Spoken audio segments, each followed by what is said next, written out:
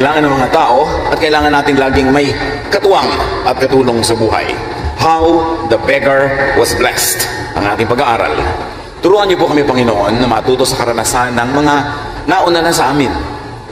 Teach us to be observant, to be studious, so we can be wise and we can learn from you.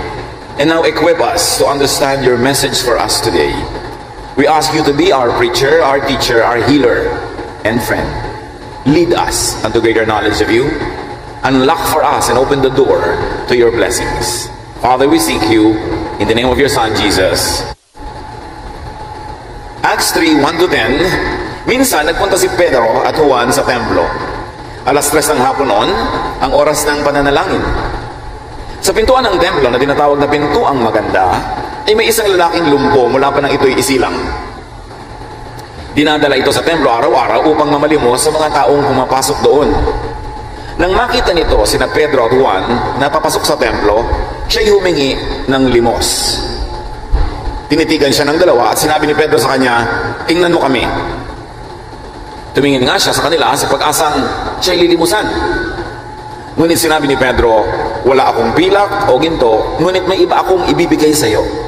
Sa pangalan ni Jesucristo taga Nazareth, tumayo ka at lumakad." Hinawakan niya sa kamang kamay ang lumpo at itinayo. Noon di lumakas ang mga paa at bukong-bukong ng lalaki. Palokso itong tumayo at nagsimulang lumakad. Pumasok siya sa templong kasama nila habang naglalakad at lumulundag-lundag na nagpupuri sa Diyos. Nakita ito ng lahat at nang makilala nilang siya, ang pulubing dati nakaupong namamalimos sa Pintuang Maganda ng templo, namangha sila at nagtaka sa nangyari sa kanya. At naway pagpalain tayo ng Panginoon sa pagkabasa ng napakagandang kwentong ito. There is a beggar in every one of us. Kanya-kanya tayo ng yaman, pero kanya-kanya tayo ng karukhaan. Kanya-kanya ng lakas, pero kanya-kanya rin ng kahinaan. At marami tayong matututunan sa pulubong ito kung paano tatamo ng pagpapala.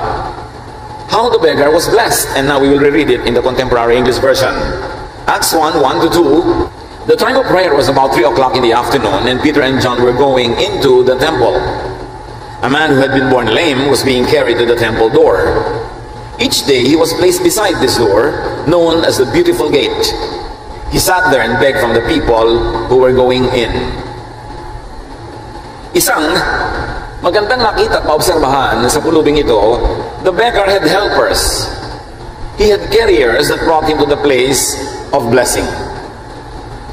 Tunay, marami tayong mga kapansanan, mga kahinaan, kakulangan, pero ito'y napupunan kung may mga naliligid tayo na tao at may mga tao sa ating buhay na handa at bukas loob na tumutulong sa atin. Immediately, there's a lesson from this beggar. Have helpers. Mahalaga na sa buhay natin tayo may katuwang. At siyempre, para magkaroon tayo ng mga katuwang sa buhay, dapat hindi tayo nakakainis. Dapat nakakagana tayong tulungan para hindi kadalaan at huwag pagsawaan. Ang ibig sabihin ay dapat sa ating kakayanan, handa rin tayong maging matulungin. Hindi naman one way ang relasyon na laging tayo na lang ang tinutulungan hanggang pagsawaan na tayo. Tayo na lang ang bibigyan, tayo na lang ang uunawain. May hangganan ang lahat ng pagtitiis ng kapwa. Kaya dapat give and take. Tuwing withdraw ka ng withdraw, dapat magde-deposit ka rin para hindi ka maubusan ng mawi-withdraw. Ecclesiastes 4:9-10. You are better off to have a friend than to be all alone, because then you will get more enjoyment out of what you earn. If you fall, your friend can help you up. But if you fall without having a friend nearby, you are really in trouble.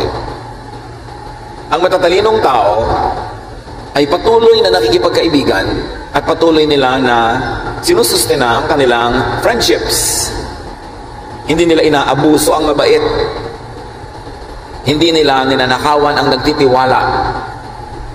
Hindi nila pinahihirapan yung handang tumulong. At nang sa ganon, di sila pagsawaan.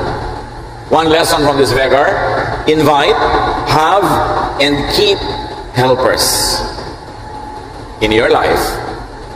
And the only way to really do that is to be a helper also in your own way. Relationships last when they are mutual. Nagtatagal ang mga samahan kung merong pakikisama, pakikibagay, Pakikisangkot, pakikiisa.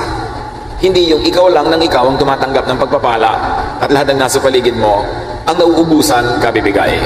Mayroon man tayong mga kahinaan, mayroon din tayong mga sarili nating angking lakas na siya namang pwede nating itumbas, isukli sa mga itinutulong ng iba mula sa kanilang kalakasan tungo sa ating mga kahinaan. Even a parasite, a good parasite, an intelligent parasite will not kill its host dahil wala na siyang mapapakinabangan. Tiyakin natin mga kapatid na whenever we can, tuwing kaya, tayo'y nagde-deposit, hindi nagwi-withdraw.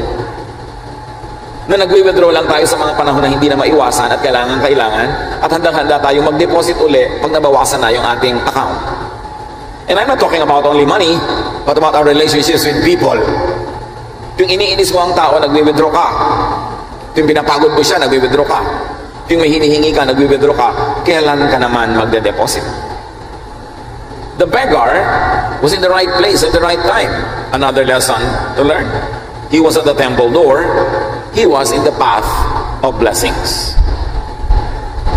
Maraming mga tinatawag na pulubi noong unang panahon, dinadala sa mga hagdanan at pintuan ng mga bahay dalanginan, anumang relihiyon. Hindi lang sila para mamalimos ng pera, may iba pa silang pinapalimos.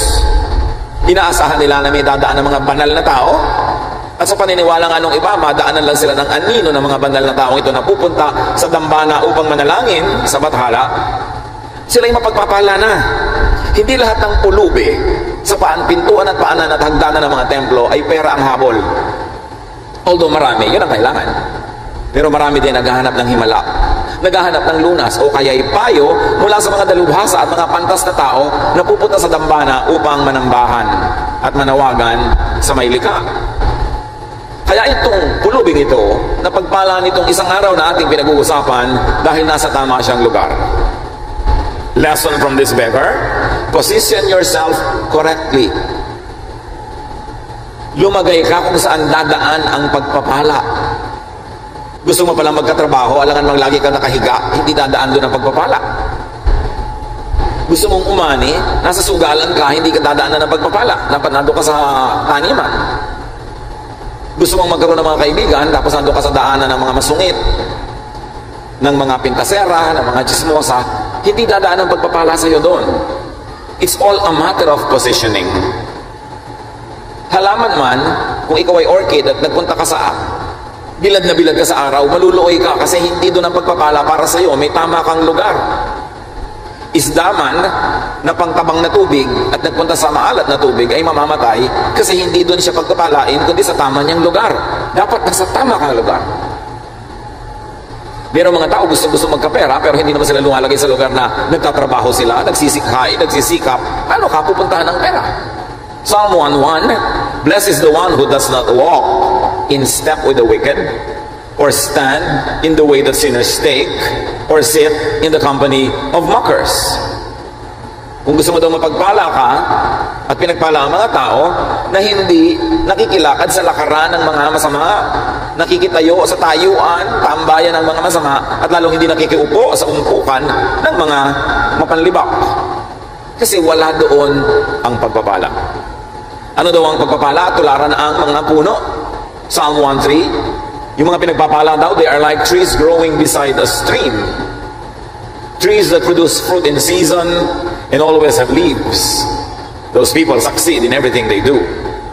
Ang pinagpapala daw mga tao, tulad ng pinagpapalang halaman, yung ang mga ugat ay nakasausaw sa mga batis. Yung ang pagkakalagay sa kanila, nakatanim sila sa daanan ng tubig at hindi doon sa lugar na madaling matuyot. Tayo ba nasa dinadaanan ng tubig ng pagpapala?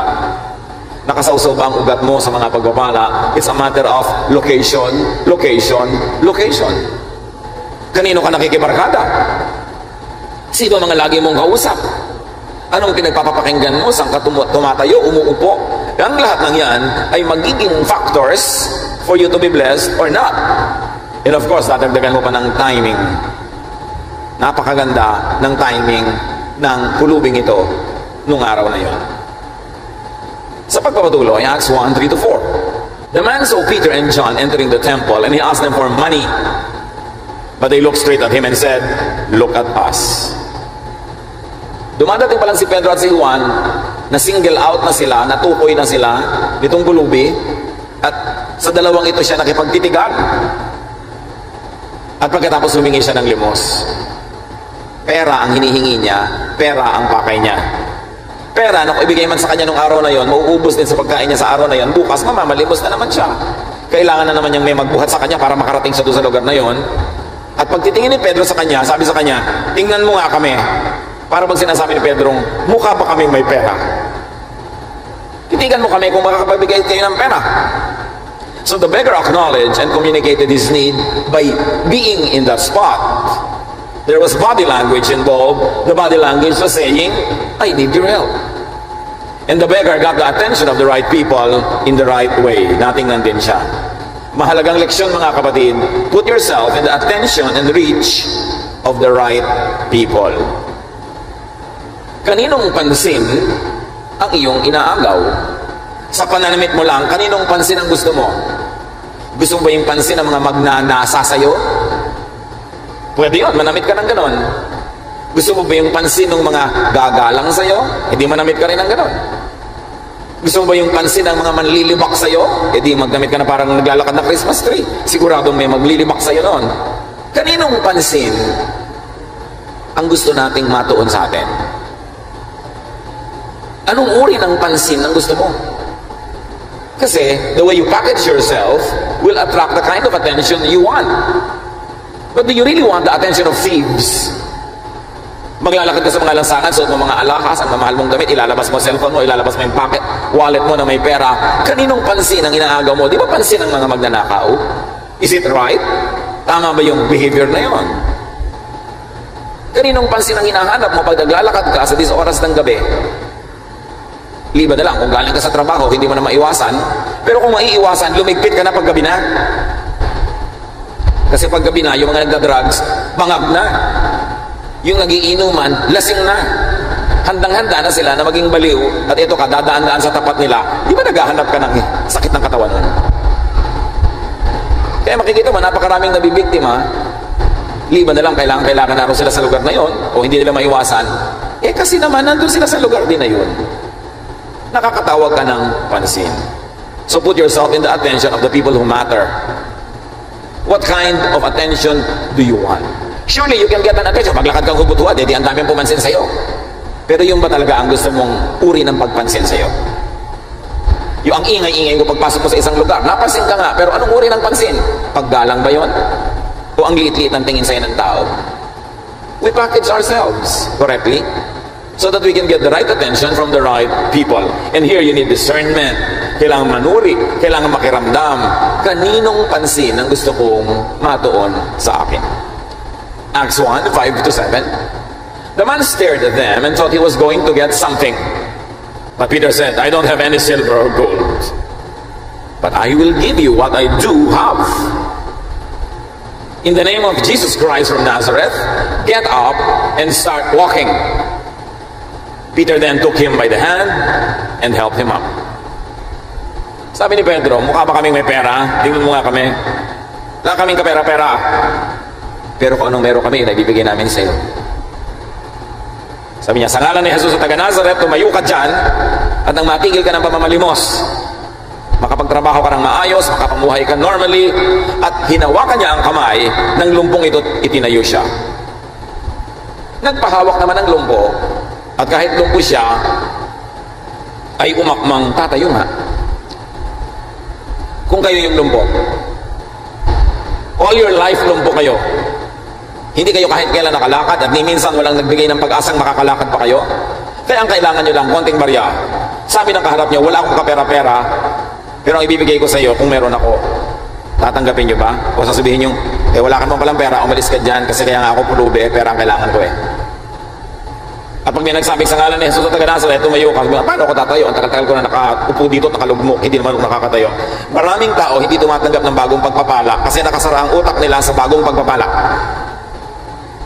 Hindi sila tumatanggap ng bagong karunungan, bagong katuruan, kasi nakasara na ang utak nila sa konti at kaprasong karunungan na nakuha nila noong unang panahon.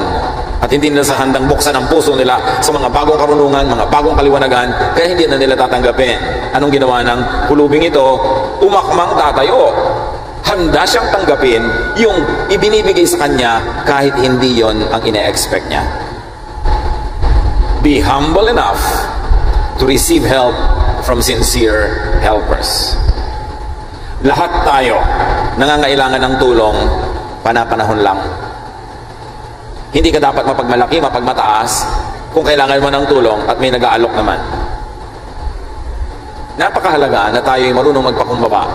Acknowledge your need.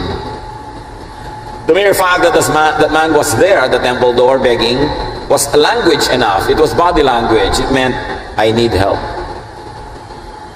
At kung ikaw naman ay dadaan doon sa tapat ng pintuan na yon, nandun yung mga pulubi, hindi naman madali. Nakapalan mo ang mukha mo at umupo ka doon para mamalimos. Dapat naman yung mga meron na pwedeng ibigay na, dahil yun lang pagtayo doon ng mga pulubi ay isa ng malaking kilos na hindi madaling gawin. Mga kapatid, liban na lang mga abusado ang lumalapit sa inyo. At bad record na talaga. Pag may umuutang sa inyo, lalo first time, huwag naman agad-agad kayong defensive. Huwag agad-agad gusto ninyong ipagtanggol ang inyong mga pitaka para huwag masalakay. Huwag agad-agad tatanggi. Huwag agad-agad hihiyain yung lumalapit. Kasi hindi nyo alam kung gaano katagal na nalangin, nagpalakas ang loob yung tao para lang makalapit sa inyo eh. Pagkatapos paglapit, bibiguin nyo agad. Sa takot nyong maabuso. Lalo't first time, at hindi naman kilalang utangera o balasubas. Isaalang-alang niya yung damdamin ng taong nagpapakumbaba at humihingi ng tulong. Hindi yun madaling gawin. Liban nilang professional siya sa ganung bagay. So, nandun yung pulubi, dumaan sila Pedro, wala silang pera, pero willing silang maglimos ng iba. Pag mayroong kailangan ng kapwa at wala tayong ganon, pwede tayong mag-alok ng iba na pwede nating itulong. Kung humihiram sa iyo ng 1,000, wala ka ng 1,000, bigyan mo na lang kahit 200 o 100, may pamasahe man lang siya para makauwi. Whenever you can, don't send people away empty-handed. Pag lumapit sa iyo ang tao, nawa, meron ka maibigay kahit katiting na pagpapala. Huwag naman zero. Kasi sobra naman siyang lugi, ginasgas na niya yung mukha niya, namuhuna na siya pagpunta sa iyo, tapos di wala man lang nakuha kahit isang candy. Importante nakabukas ang ating puso. So, hinawakan ang kamay ng taong ito at nag-aknong tatayo. Hindi siya nagsabing, ha ha ha ha ha, sige palakarin mo ako. All my life na, tumanda na ako, hindi pa ako nakakalakad. Ngayon mo pa ako papalakarin. Alam niyo yung mga tao na nagsasabing, it has never done before? Yan ang mga tao hindi aasenso. Hindi pwedeng gawin yan kasi hindi pa yan nagagawa ever. So kung sinabi niya yun, hindi pa ako nakalakad, kahit kailan, ngayon palalakarin mo ako, hindi sana siya nakalakad. Huwag niyong limitahan ang inyong mga sarili ng inyong mga nakaraang karanasan, lalo't kabiguan. Do not define your future and limit your future by the failures of your past and by your frustrations. Do not limit yourself with the failings of the past. Acts 1, 7-10. At once the man's feet and ankles became strong, and he jumped up and started walking. He went with Peter and John into the temple, walking and jumping and praising God. Everyone saw him walking around and praising God.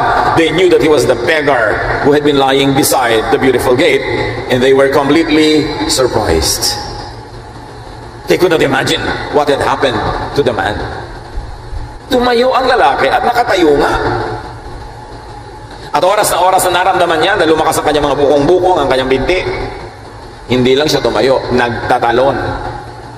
At sumunod kay Pedro at huwag papasok sa templo para sumamba, natatalon-talon, kakanta-kanta na parang pipit. Sumaya. At hindi niya itinatwa o ikinaila ang kanyang kasayahan. The beggar was open to blessings, even though he had other specifications. Maganda ang leksyon mga kapatid. Open yourself to blessings beyond your definition.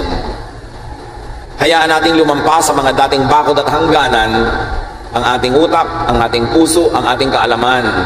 Room for improvement is the biggest room in the world. And if you would confine yourself only to what you have previously decided what was good for yourself, you will not grow. Open yourself to blessings beyond your expectation and beyond your limitation. Do not be limited by your specifications. Mahirap yung ikaw mismo ang naglalagay ng hangganan sa mga pwedeng mangyari sa iyong buhay. 1 Corinthians 2:9, what God has planned for people who love Him is more than eyes have seen or ears have heard. It has never even entered our minds.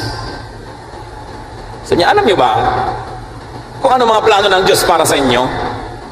Magagandang bagay na higit pa sa anumang nakita niyo na noon o narinig. Higit pa sa anumang nakaya niyong dalhin sa inyong guni-guni.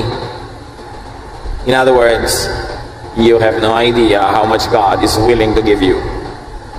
You have no idea how much God can give you if only you would not limit God and yourself. Never say never. Huwag niyo sabihin, naku, hindi ko kaya yan. Naku, mahirap yan. Naku, ganito na lang talaga ako. Huwag niyo sasabihin yan kasi parang isinumpa niyo ang sarili niyo na manatili na lang dyan. Kailangan laging may kabukasan ng isip. The beggar followed Peter and John into the temple. Lesson, mga kapatid, follow godly people, godly instruments. Sila Pedro pala ang ginamit ng Diyos para siya makatayo at makalakad. Kanino pa siya dapat sumunod? Katulad yung mga kabataan, mga magulang nyo ang ginamit ng Diyos para kayong makatayo, makalakad. Kanino pa kayo dapat sumunod? Sa mga kabarkada? Sa mga ka-chat? Sa mga friends sa Facebook? Kailangan pa bang i-memorize yan kung kanino ka dapat sumunod? Doon sa nagiging pagpapala sa buhay mo. Doon sa ginagamit ng Diyos para ka makalakad mula sa pagkalumpo, tumigil sa pamamalimos, umasenso, umunlad. Follow teachers that open up your brains to great things. Follow trainers who train you to become the better person that you are and you can be. Piliin nyo ang sinusundan. Bakit ka susunod sa kapwa bulag? Hindi pareho lang kayong nabulid. Adik ka na nga, paparkada ka pa sa kapwa mo adik. Saan ka niya dadalhin? To more addiction. Sugapa ka na nga sa sugal. Ang lagi mo pagsusundan, yung kapwa mo sugapa. Saan ka dadalhin nun? Dapat ang sundan mo, yung papasok sa templo, yung papalapit sa Diyos, yung obviously magandang influence at epekto sa iyong buhay. Again, positioning. Saan ka nakaposisyon? Sino ang tinusundan-sundan mo? Sino ang sinusuportahan mo? Kailangan malinaw yan, kapatid. And be grateful to people who help you. Bilang pagtanaw ng utang na loob, sumunod siya doon sa dalawa. Hindi yung, wow, nakakalakad na ako, kaya biglang iba na ang gagawin, kung ano-ano ng mga bisyo, kung ano-ano ng mga kabalbalan. Pagkalakad ng tao, sa pagsamba pumunta. So, anong ginagawa natin? Napakaganda, may bagong-bago kang kotse, dadalhin mo muna sa worship, o dadalhin mo sa ministry. Kahit yung simpleng-simpleng bagay, may bago kang damit, bago kang sapatos, isuot mo na muna sa worship, kaysa isuot mo kung saan-saan. Yung unahin mo yung mga bagay na gano'n, kahit symbolic lang yon, kahit minsan mukhang mababaw, pero yung mga mababaw na bagay, ang unang hakbang, tungo sa paglalim. Kailangan lagi mong inuuna yung maganda, yung tama. The beggar thanked and praised God. One great lesson. Always thank and praise God. Especially when you have been obviously blessed. Yung mga iba, huy, marami ka na yatang pera. Hindi, wala nga. Sa pag-iwas sa mga utangan, itinatatwa na napapagpala siya. Lalo't utangera ang nagsasabi, huy, umasenso ka na daw. Kasi, well, thank God, pero kasya lang sa akin. Pero pasalamat ka sa Diyos. Huwag sabihin, hindi, walang-wala nga ako eh. Alam niyo yung mga tao, sa hinabahaba na ng buhay ko na to, yung mga taong laging sinasabing walang-wala nga ako, meron sila nung sinasabi nila yon, pero ang ending, talagang nagiging wala nga. Alam nyo ba, nang inuusan lang inyong bibig ay panalangin? Kahit hindi nyo lagyan sa dulo ng in Jesus name, meron yon. Kaya pag sinabi mong, walang-wala nga ako eh, in Jesus name. Gusto nyo sabihin yon? Hirap na hirap ako sa buhay. Amen. Walang kakwenta-kwenta ang pamilya ko. In the name of Jesus. Wala akong kapag-asa, siya nawa. Ang inuusal-usal ng bibig, nadidinig ng langit, at dahil ang langit ay mabait, ibibigay sa iyo ang hinihingi mo. Kaya pag-ingatan yung pinagsasasabi na inyong bibig. I can name names, but I won't. I know people who had a lot of money before, pero kung sa anumang dahilan, lagi silang paladaing, palasabing wala ako. Ay ngayon, mga nakalupagi sa hirap, nagdidildil ng asin at gumagapang na parang ahas sa hirap kasi hindi nila nirecognize yung araw kabaitan sa kanila ng Diyos. Ngayon, nararamdaman nila ang tunay na ibig sabihin ng walang-wala at mahirap. Always honor God and thank God. With your lips, with your words. Don't be too afraid na mahingan ka o mautangan ka. Tuloy maghihirap-hirapan ka. Napakahalaga marunong ka magpasalamat. So the beggar not only walked. Can you imagine, wala siyang training maglakad, pero nagtatatalon at naglululokso pa. Ibig sabihin talaga, ipinapakita niya hindi lang sa Diyos, kundi sa tao, kung ano ang ginawa sa kanya ng Diyos. Kaya manghang-mangha ang lahat. Pero kung siya'y dating beggar, na nung pagtayo niya, lulugo-lugo rin siyang naglakad, nakayuko lang siya, hindi mapupuri ang Diyos. Dahil yung body language niya, hindi pumupuri sa Diyos. What is very important, brothers and sisters? Hindi akalain, nung pulubi na yon, na pag-uwi niya sa araw na yon, hindi na siya buhat-buhat ng mga taga-buhat. Hindi niya alam na nung araw na yon, grabeng laking pagpapala pa lang ibibigay sa kanya ng Diyos. At anong malay niyo na ito ang araw niyo? Hindi imposible. So anong lesson mga kapatid? Greet and face each day with hope, with faith, with openness to God's miracles. You don't know what a day may bring forth. Hindi yung naku-umaga na naman, paggising mo, reklamo, umaga na naman, trabaho na naman, pag tinanggal naman sa trabaho, iiyak-iyak, pila na naman para mag-apply, tapos hindi magpasalamat, wow, may trabaho ko ngayong araw na to. Kakanta-kanta ng rainy days and Mondays always get me down. Anong pagpapala ang aasahan mo sa Panginoon? Greet each day with enthusiasm. Because every day is a new blessing from God. Every day is an openness to God's blessing. Huwag kayong negative. Huwag laging malulungkutin, laging mangimintas. Lamentations 3:22-23. Because of the Lord's great love, we are not consumed, for His compassions never fail. They are new every morning. Basta may bagong umaga, may bagong pag-asa. Huwag niyong huhusgahan yung araw na bago pa lang na dumarating ayon sa nakaraan no, kahapon. Hindi ko mahirap yung kahapon, automatic magiging mahirap yung today. Hindi ko nahirapan kayo nung nakaraang taon. Ngayon, sabi niya, ay, bagong taon na naman ang pagdurusa. Because you curse your own life. You curse your own time. You curse your own day. Kung may bagong pagpapala ang Diyos sa bawat araw, dapat meron din tayong pagbabago ng pananalig. We should refresh our faith every morning. Our trust in the Lord. Si Pedro, sino ba si Pedro? Tumanggap lang naman siya ng pagpapala mula sa Diyos. Tapos ngayon, siya na ang instrumento para magpalakad ng pilay. Lumbo pa nga. Tayo man, there is a Peter in every one of us. Lahat tayo, dinampot lang ng Diyos mula kung saan. May mga dinampot sa dilim, may dinampot sa putik, may dinampot kung sa mga kabiguan, sa mga sakit, sari-sari. Pero hindi ibig sabihin nun, tagatanggap na lang tayo ng pagpapala forever. Kasi pag nakatanggap ka na ng pagpapala sa Diyos, panahon naman para ikaw ang maging daan ng pagpapala tungo sa iba. How do you repay God? God cannot be repaid. God doesn't need anything. How do you serve God?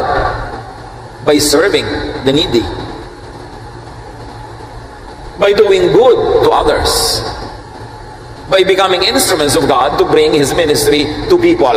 That is how you repay God. At hindi tayo dapat manatili na tagatanggap lamang. Oras na tumanggap ka na, meron ka ng pribileyo at pananagutan na maging daan ng pagpapala sa iba. Huwag mong sasabihin, ganito lang ako, wala akong magagawa, ito lang ako, kasi minamaliit mo ang Diyos na lumikha sa iyo.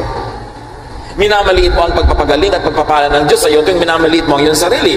Huwag ka magyabang, pero huwag mo rin maliitin ang iyong sarili. Kasi hindi naman ikaw lumikha sa iyo yung Diyos. Pag sinasabi mong wala kang kwenta, wala kang magagawa, pinipintasan mo ang Diyos. Kaya dapat hanapin mo kung ano yung strength.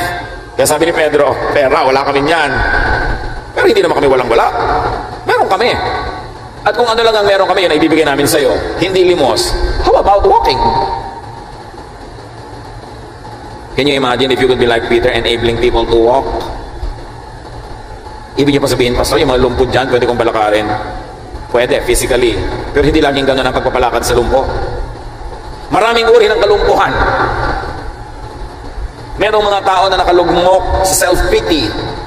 Walang bilib sa sarili, walang bilib sa Diyos. Itinadhana na ang sarili nila na maging yagit na lang. Pero dumating ka sa buhay nila, binigyan mo sila ng pag-asa. Pinakilala mo sa kanila ang Panginoon, tiningnan nila kung ano ang blessing ng Diyos sa kanila, nagkaroon sila, nakaregain sila ng self-image, nakaregain sila ng pagkamangha sa Diyos, pagkilala sa kanilang mga lakas, at bumalikwas sila, at ginamit nila ang mga lakas na bigay sa kanila ng Diyos para sila mag-achieve, maging fruitful, maging successful. Nagpalakad ka rin ng lumpo nun. May mga kabataan na walang kapera-pera pero talented, hindi makapag-aral. At kung hindi sila makakapag-aral, para mo nang ini-assign sa kanila ang 4th class life buong buhay nila, kahit meron silang potential. Tinulungan mo mag-enroll ng isang semestre. Iba naman ang tumulong sa ibang semestre, nagkadugtong-dugtong, nakatapos sila, umasinso sila sa buhay. Nagpalakad ka rin ng pilay nun. May mga taong nagugutom, binigyan mo ng pagkain ngayon, nakatawid sila, bukas, iba naman ang magbibigay, hanggang lumakas na sila at nagkaroon ng sariling kakayanan, nagpalakad ka rin ng pilay. Yung mayroong mga tao na may inferiority complex, suicidal, depressed, binigyan mo ng lakas ng loob, ng pag-asa, tinulungan mo, nagpalakad ka rin ng pilay. Hanggang ngayon, kumikilos ang Diyos. Ang tanong lang, magiging Pedro ba tayo na willing to give people what God gave us? Sabi ng iba, bakit po wala na yatang himala ngayon? Noon na lang New Testament meron. Araw-araw, dahil bago ang pagpapala ng Diyos, pwedeng may bagong himala. Naiiba lang ang anyo, hugis, kulay ng mga himala, pero meron pa rin. And you can be an instrument of that miracle if you're willing to be an instrument of God. Dapat lang, hindi ka maramot. Hindi yung sobra ka nagmamadali pagpasok sa templo, sabi mo sa pulubi, I'm in a hurry, malilate na ako sa service. Sa pagmamadali mo sa pagsamba, magbibingi-bingihan ka sa mga nangangailangan, ba't ka pa sumasamba? Para ano pa ang iyong relihiyon kung bingi ka naman sa pangangailangan ng kapwa? Kung hindi ka naman mabait, hindi ka naman mabuti, tapos simba ka ng simba, anong nangyari doon? Wala. Because doing good to others is great religion. Greater than many religious activities and rituals. So pray that we become like Peter and John. Let us be like Peter and John. Let us give to people what or who we have. And we have Jesus. Let us receive, yes. But let us also give away Jesus' love that heals, empowers, gives rest and peace. What do you have? Marami naman sa atin, pinagpala talaga. I hope lahat nasa atin ang Panginoon. At hindi lang yun. Marami sa atin may pera pa. May talent pa. Marami pa tayong pwedeng ibigay.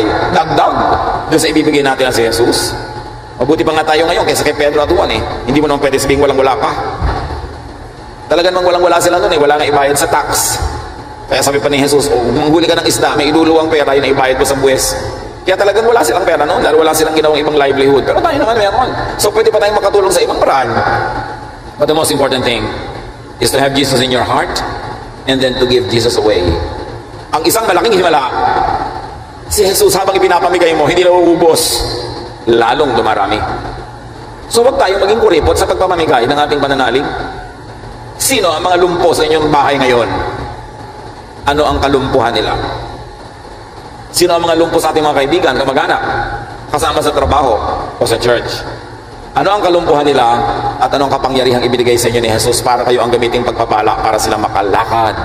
Panginoon, turo mo sa amin ang aming pribilehiyo at pananagutan na maging katulad ni Pedro. Maging matulungin. Huwag ituring ang kapwa na abala sa aming relihiyon, abala sa aming ministry, abala sa aming activity. Kasi kaya mo nga kami pinalakas para kami magpaabala sa mga mahihina. Turuan mo kami, Panginoon, ang mga nangangailangan kailanman ay hindi sagabal sa buhay, kundi maaaring ito pa nga ang misyon ay binibigay nyo sa amin. At bago namin palayuin ang aming pananaw, gawin mo kaming sensitive na makita ang mga iba't ibang kapansanan ng mga malapit sa amin sa buhay, ito man ay physical or emotional or spiritual, at kami, Lord, maging willing na kasangkapan mo para sila mapagpala. Pero una na dyan, dalangin namin, Panginoon, sino man ang mga anak mong narito ngayon na may iba't ibang kaparaanan ng pagiging lumpo, mga kahinaan, kakulangan, kaya hindi maka-achieve sa buhay, hindi makagawa ng mga nais gawin, hindi mapuntahan ng mga gustong puntahan dahil may mga iba't ibang uri ng kapansanan at kalumpuhan. Hipuin nyo kami, Panginoon. Paghimalaan nyo ang bawat isa tulad ng kulubi na yon. Nananalig kami hindi lang ito kwento niya, kwento din namin ito At kayo na nagpalakad sa Kanya ay makakapagpalakad din sa amin, makakapagpalakas sa amin. At kayo na gumamit kay Pedro ay makakagamit din sa amin para kami man, bagamat di karapat-dapat, ay maging daluyan ng mapagpala niyong kamay na nakapaghihimala sa buhay ng mga tao. Use us as your instruments, and also, Lord, we open our hearts to your miracles, to your touch, so we too can be healed, and we too can walk and jump and praise you and worship you. Pagbulay-bulayan natin mga kapatid ang kahulugan ng kwentong ito sa ating buhay. Paano tayo pwedeng maging yung pulubi? Paano tayo pwedeng maging yung si Pedro? Lord, teach your people so your words will come to life and live in our hearts. Be with the Lord in silent reflection.